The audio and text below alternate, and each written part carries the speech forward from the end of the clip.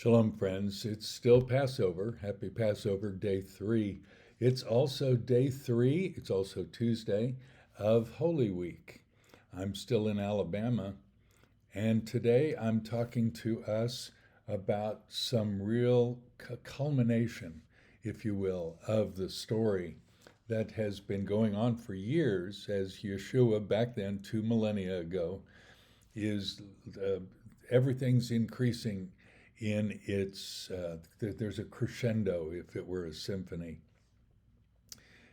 Look, yesterday a spaceship went up into the air and we saw 6 women go up, and we saw it from 37 angles, and we heard them talking about it for weeks. We'll hear them talking about it for weeks to come. Everything can be corroborated. How did you feel? What was going on? What did you do in those 3 seconds, etc.? But 100 years ago, that's not the way news was reported. 500 years ago, and way back 2,000 years ago, certainly not.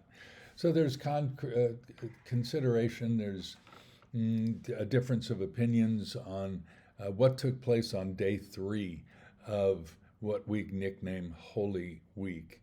Well, today I'm going to zoom in on a couple things. Certainly the cursing of the fig tree. Cursing a fig tree? Yeah, on Monday, yesterday, he would have done that. And then on Tuesday, we read this in Mark 11. As they were passing by in the morning, they saw the fig tree withered from the roots up. That means complete. Being reminded, Peter said to Yeshua, Rabbi, look, the fig tree which you cursed has withered. And Yeshua answered, saying to them, have faith in God.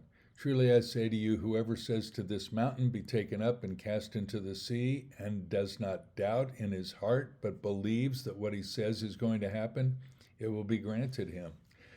And he goes on to teach about praying and about forgiveness. In fact, these last days of Yeshua on earth is really filled with his teaching the disciples in a real particular way. Today, he's going to teach them what we nickname the Olivet Discourse, Matthew 24. It's here in Mark as well. In fact, it's in Luke 20. It's in John. There are references in each of them. This day 3 is, it's so loud. He's quiet with the disciples. He's teaching them. And then he turns and says to the religious leadership, you blind guides. He's telling them that they challenge him about his authority. Where'd you get that authority? But they have such a fear of the people that when he says, well, you tell me, where did John the Baptist get his authority? And they were afraid to answer, so he said, well, I won't tell you either. In fact, he tells the story of the vineyard owner who goes away and he sends some representatives, and yeah, the representatives don't get treated very well. In fact, he says, well, finally I'll send my son. They'll honestly, they'll regard him, and they end up killing him. So Yeshua is talking again and again about the fear of man and about the culmination of, or the, how shall we say, the increased hostility, the mounting confrontations that he has, even with the Sadducees. He says the temple is going to go down. I mean, look at this marvelous temple. It took years, 47 years to build it. And he says, yeah, I'll tear it down. And in four decades, it's gone. This phenomenal building, it doesn't exist today.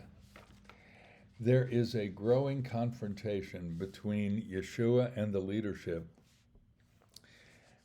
and then he's going to go back to Bethany.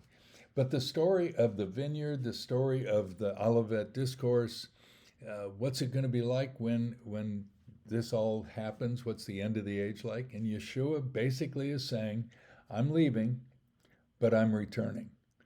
I will return. And whether it's God will return, the owner of the vineyard, or whether it's the Son of Man, he mixes those clearly enough that we can know that he is deity. There will be a result of the curse on the fig tree. It will be completely dried up, roots and all. So we're seeing Yeshua predicting what's going to happen to him, because in just days he's going to die. Judas Ishkariot is going to negotiate on this day to dob him in. That's in Matthew 26. The discourse, I can't imagine how Matthew recorded it, how the others recorded parts of it. This Olivet discourse, this really almost the final sermon, we could say in public, but it really was just to the disciples. He teaches them that they should forgive. He teaches them about life, because they're going to experience it pretty straightforward over these next few weeks. They've never experienced the loss of their hero, of their guide, of their master. And he's trying to get them ready, but he knows they'll never quite be ready. They've got it wrong. No, you think I'm coming in to set up the whole thing. That's not the plan right now. I'm here to die. That's the story of day 3 of Holy Week. And I want you to think, wait a minute, if God cursed a fig tree, what is God cursing in my life? What is he saying? No, that doesn't work. Let's get rid of that. Where's the confrontation between me and God? Where's the confrontation that he wants to challenge? He wants to say, get rid of that. Get that mountain out. Get that trouble out of your life. Religion is not impressive. Religion is not impressive to God. Whether it's in a temple or it's at a Seder, whether it's how broad you make your tallis or how loud you chant your prayers, how high you jump at a Pentecostal church, or how sacred you are in kneeling and devoting and candle lighting. God's not impressed with religion. God's impressed with people who adore him and who admit that they don't have anything to offer, that he alone is what this is about. I don't want to be representing a fig tree. I don't want to say, ooh, look at all my great outreach. I want God to be all in all. Have faith in God, not in you. Don't have faith in your religion.